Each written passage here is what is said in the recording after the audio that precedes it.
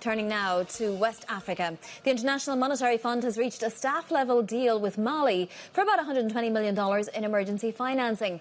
For more, let's bring in Bloomberg's Ondiro Oganga in Kigali. So, Ondiro, $120 million doesn't sound like that much, but maybe for Mali it will help. What are the upsides and downsides of this deal?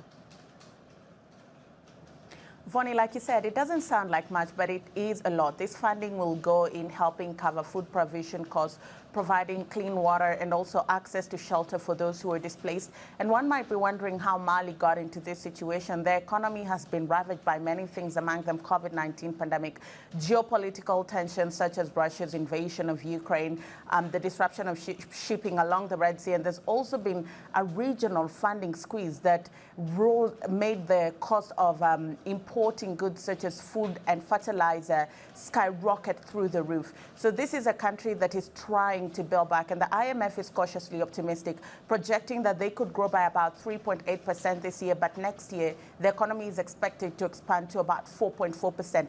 The downside, as you mentioned, this is a country that is still grappling with things like power outage, insecurity, and also financial challenges. Yeah, for sure. And Ondiro, moving to Kenya, how far is Kenya now from securing IMF funding? Vonnie, IMF officials are expected to be in Kenya on the 9th of May to continue with a review that is meant to unlock $1 billion in terms of funding.